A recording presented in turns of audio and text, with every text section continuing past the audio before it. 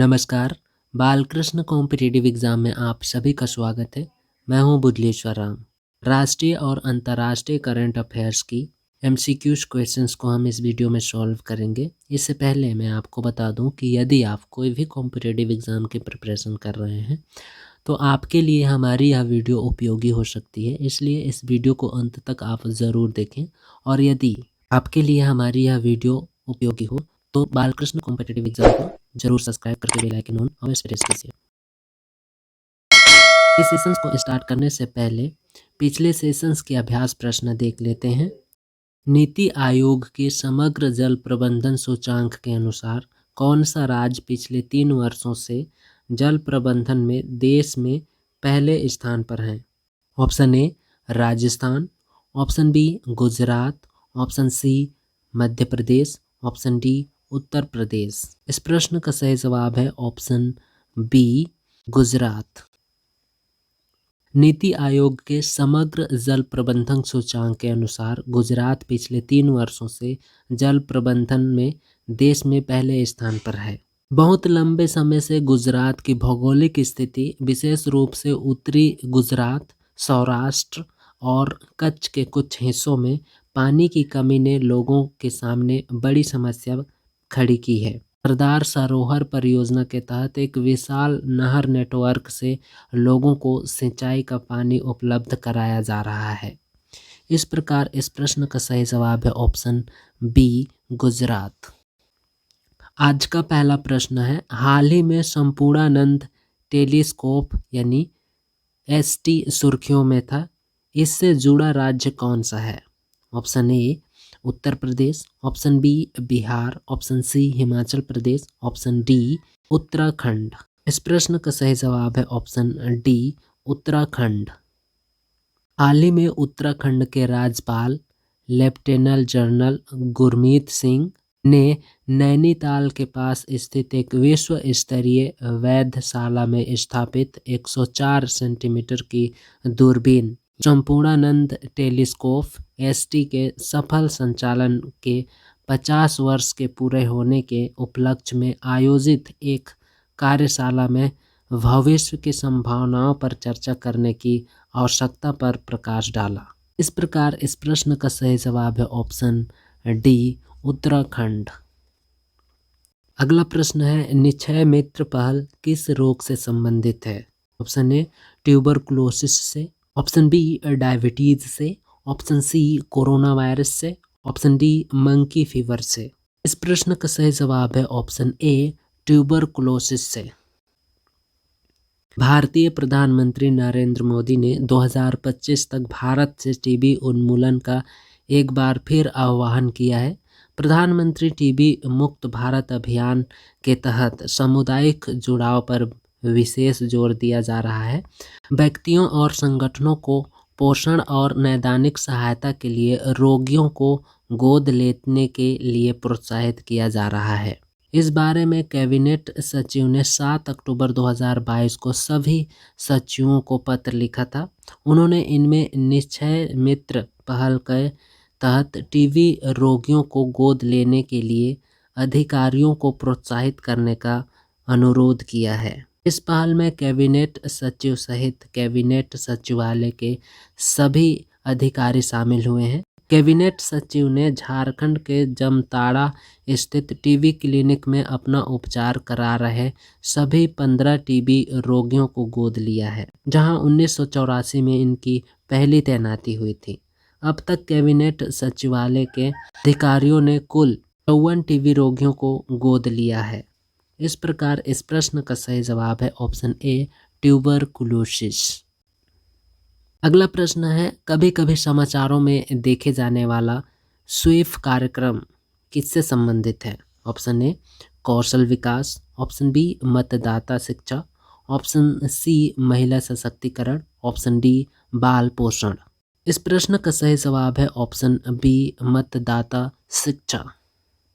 व्यवस्थित मतदाता शिक्षा और चुनावी भागीदारी कार्यक्रम, जिसे स्वीप के नाम से जाना जाता है, भारत में मतदाता शिक्षा, मतदाता जागरूकता फैलाने और मतदाता संरक्षण को बढ़ावा देने के लिए भारत के चुनाव आयोग का प्रमुख कार्यक्रम है।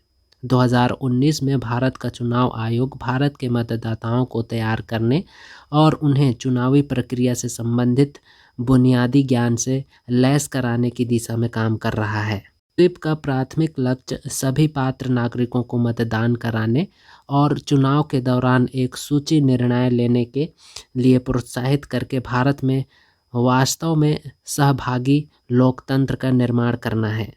अतः विकल्प बी सही है। अगला प्रश्न है, निम्नलिखित में से कौन सा संगठन ग्लोबल हंगर इंडेक्स 2022 जारी करता है? ऑप्शन ए खाद्य और कृषि संगठन, ऑप्शन बी दुनिया भर में चिंता और वेल्थुगर हेल्प, ऑप्शन सी संयुक्त राष्ट्र अंतर्राष्ट्रीय शिशु आपातकालीन कोष, ऑप्शन डी अंतर्राष्ट्रीय खाद्य नीति अनुसंधान संस्थान। इस प्रश्न का सही जवाब है ऑप्शन बी दुनिया भर में चिंता और वेल्थुगर हेल्प।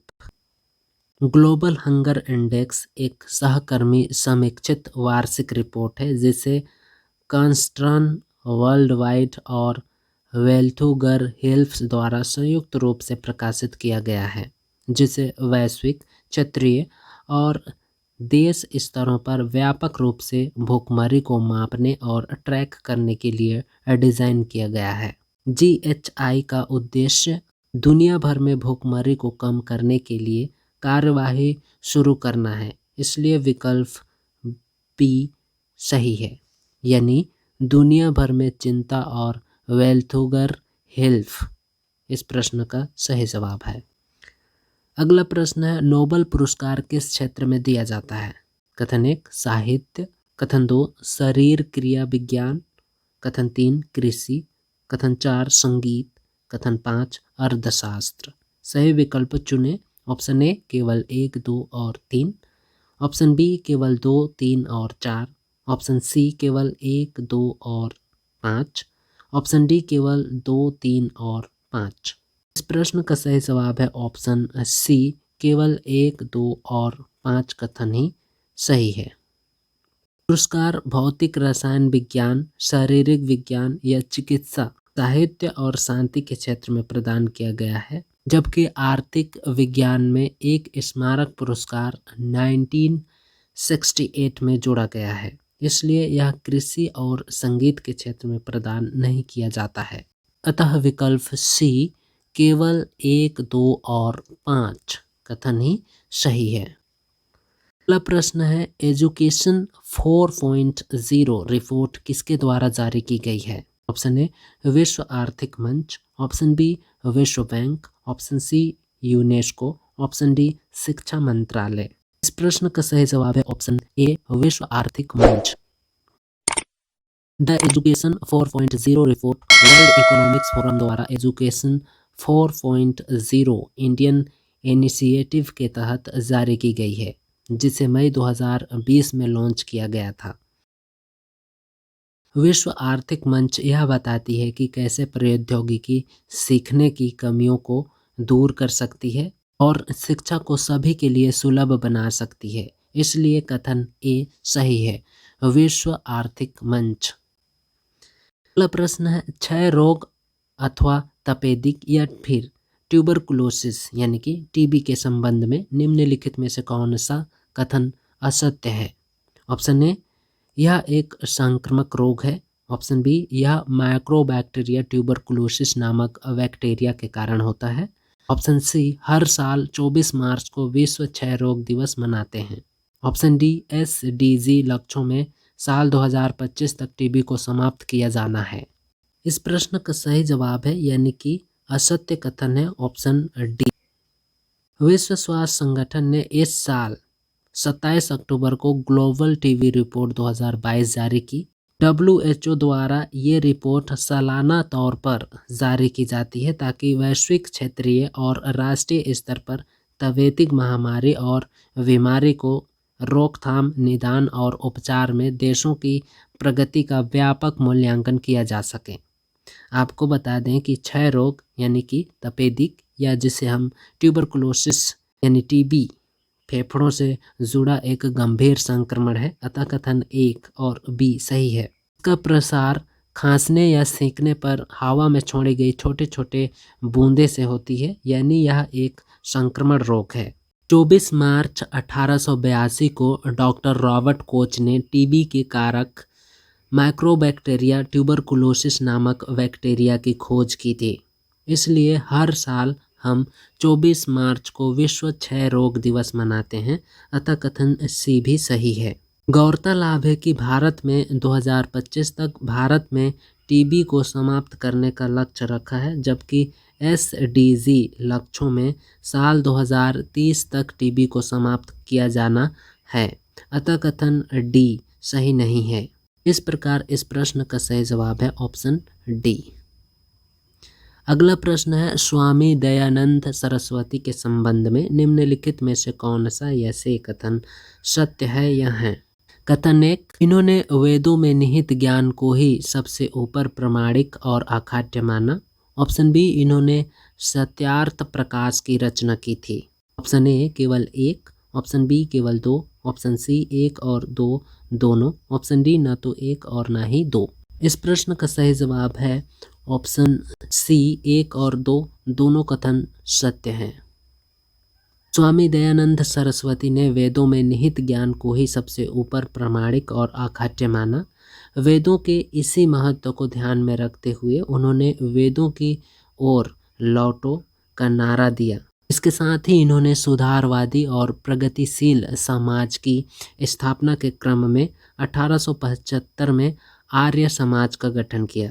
स्वामी दयानंद सरस्वती ने अपने विचारों का प्रचार करने के लिए ऋग्वेदादि भाष्य भूमिका ग्रंथ, वेद भाष्य और सत्यार्थ प्रकाश ग्रंथों की रचना की। इनमें सत्यार्थ प्रकाश काफ़ी लोकप्रिय हुआ। बीते 30 अक्टूबर को इनकी पुण्यतिथि थी। इस प्रकार इस प्रश्न का सही जवाब है ऑप्शन सी एक और दो दोनों कथन सत्य हैं। अगला प्रश्न है, हाल ही में लॉन्च की गई डिजिटल बैंकिंग यूनिट्स के बारे में निम्नलिखित कथनों पर विचार करें। कथन एक, डीबीयू का कानूनी व्यक्तित्व नहीं होता। कथन दो, ये बैंकिंग विनियमन अधिनियम 1949 के तहत लाइसेंस प्राप्त नहीं है। कथन तीन, डीबीयू दिशा निर्देशों के अनुसार केवल मौजूदा वाणिज्य बैंक की डीबीए स्थापित कर सकते हैं। कथन चार, जिन लोगों के पास कनेक्टिविटी या कंप्यूटर डिवाइस नहीं है वे डीबीयू से बैंकिंग लेन देन कर सकते हैं। ऊपर दिए गए कथनों में से कौन सा यह से सही है या है। ऑप्शन ए केवल एक और दो, ऑप्शन बी केवल दो और तीन, ऑप्शन सी केवल दो तीन और चार, ऑप्शन डी उपयुक्त सभी। इस प्रश्न का सही जवाब है ऑप्शन डी उपयुक्त सभी। जिन लोगों के पास कनेक्टिविटी या कंप्यूटर डिवाइस नहीं है वे डीबीयू से पेपरलेस मोड में बैंकिंग लेन देन कर सकते हैं। डीबीयू के पास कानूनी व्यक्तित्व नहीं है और वे बैंकिंग विनियमन अधिनियम 1949 के तहत लाइसेंस प्राप्त नहीं है। डीबीयू दिशा निर्देश स्पष्ट रूप से बताते हैं कि केवल मौजूदा वाणिज्यिक बैंक ही डीबीयू स्थापित कर सकते हैं, अतः सभी कथन सही है। इस प्रकार इस प्रश्न का सही जवाब है ऑप्शन डी उपयुक्त सभी। आज की अभ्यास प्रश्न है, निम्नलिखित में से कौन से इंफ्रास्ट्रक्चर का हिस्सा है। कथन एक, सी वॉल। कथन दो, समुद्री झाड़ियाँ। कथन तीन, बांध। कथन चार, मैग्रोव। कथन पाँच, ब्रेकवाटर्स। सही विकल्प चुनिए। ऑप्शन ए केवल एक, दो और तीन, ऑप्शन बी एक, तीन और पाँच, ऑप्शन सी दो, तीन और चार, ऑप्शन डी दो, चार और पाँच। इस प्रश्न का जवाब हमें नीचे कमेंट बॉक्स में ज़रूर दें और यदि आपको हमारी यह वीडियो पसंद आई हो तो वीडियो लाइक ज़रूर कीजिए। आपके लिए उपयोगी हो तो हमारे चैनल बालकृष्ण कॉम्पिटिटिव एग्जाम को सब्सक्राइब करके बेल आइकन ऑन अवश्य प्रेस कीजिए। आपकी प्रिपरेशन को और भी स्ट्रॉन्ग बनाने के लिए हमने इन सभी कंटेंट की पीडीएफ नीचे डिस्क्रिप्शन पे दे रखी है, डिस्क्रिप्शन चेक ज़रूर कीजिए।